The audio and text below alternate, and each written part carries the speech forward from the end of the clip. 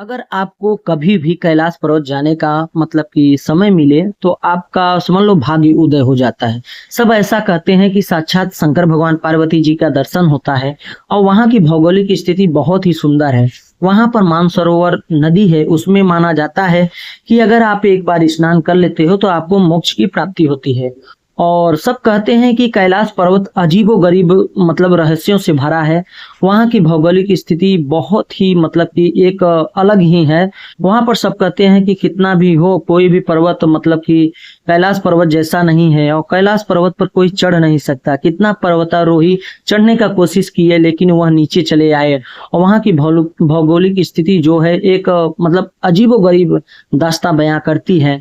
और यह कैलाश पर्वत चीन में पाया जाता है और चीन के मतलब प्रशासन ने भी बहुत कोशिश किया लेकिन वहां पर कोई पर्वतारोही चढ़ नहीं पाया, ना ही वहां का निरीक्षण कर पाया। सब कहते हैं कि वह वहां की ऐसी भौगोलिक स्थितियां हैं, ऐसी परिस्थितियां हैं कि अगर कोई कोशिश करता है तो कुछ न कुछ ऐसा होता है दिव्य रूप से कि जिससे कि आदमी डर जाता है। वहां पर सब कहते हैं कि जो चढ़ने का कोशिश करता है नाखून बढ़ने लगता है, बाल बढ़ने लगता है, अजीबोगरीब समझ लो कि अजीबोगरीब समय एकदम परिवर्तन हो जाता है। एक मतलब कि अलग ही दुनिया दिखने लगती है। इसलिए सब भ्रमित होकर ऊपर नहीं जाते हैं।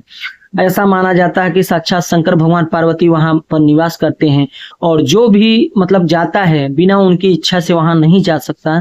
सब कहते हैं कि पुराने समय में कोई दिव्य आत्माएं थीं, कोई दिव्य महापुरुष था कि शायद वहां गया होगा जो कि महान तपस्वी रहे होंगे, अन्यथा फिलहाल में तो कोई नहीं जा पाया है।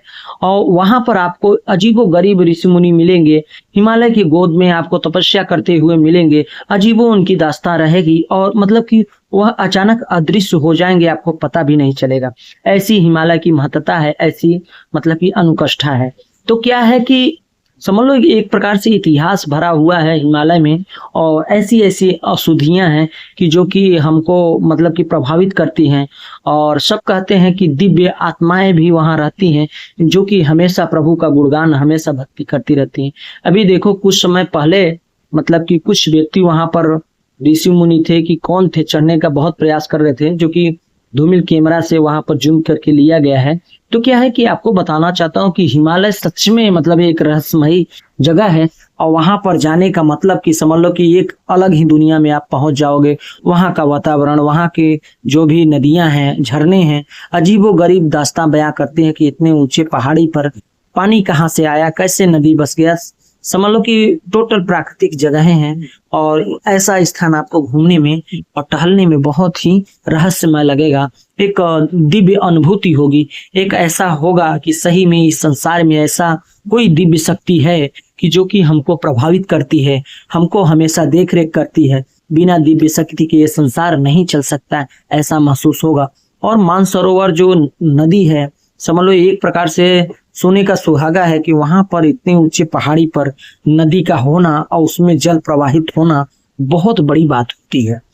और मतलब कि एक बार सोचने को हमको निर्भर होना पड़ता है कि बाप रे बाप, इतना ऊपर, इतना ऊंचे पहाड़ी पर, इतना धूप के साथ इतनी बड़ी नदी का प्रवाह में इतना स्मूथ तरीके से चलना जो कि हमको दिव्य शक्ति का अनुभूत कराता है, दिव्य आत्माओं का अनुभूत कराता है। सब कहते हैं कि यहाँ पर देव भी आते हैं स्नान करने के लिए और यहाँ पर महान ऋषि मुनि भी तपस्या करके स्नान करते हैं और भोले बाबा का दर्शन करते हैं। सब कहते हैं कि अगर आप यात्रा करने जाओ, अगर मानसरोवर में आपने नहाया नहीं और वहाँ का जल ग्रहण नहीं किया तो समझ लो एक प्रकार से आपकी यात्रा अधूरी मानी जाती है।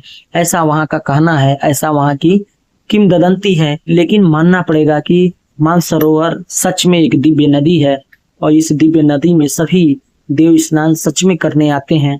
और महादेव की ऐसी अनुकंपा है, ऐसी कृपा है कि समझ लो कि कैलाश पर्वत पर एक गजब का भौगोलिक स्थिति बनता है। वहां का जो मतलब दृश्य बनता है वह देखने ही बनता है। और वहां की जो लालिमा सूर्य का प्रकाश का जो किरण होता है, ऐसा लगता है साक्षात भोलेनाथ प्रवेश कर रहे हैं और साक्षात दर्शन दे रहे हैं। और वहां की दिव्य को देखकर सभी प्रभावित हो जाते हैं, सभी प्रफुल्लित हो जाते हैं और मन करता है कि हे भगवान, मैं लीन रहूं हमेशा आपकी भक्ति में, अब मैं गुणगान करता रहूं, आपकी सेवा में हमेशा लगा रहूं। और एक अच्छा खासा अनुभव क्रिएट करूं। आपकी कृपा हमारे ऊपर हमेशा बनी रहे और ऐसे ही आपकी अनुकंपा बनी रहे। वीडियो कैसा लगा लाइक कमेंट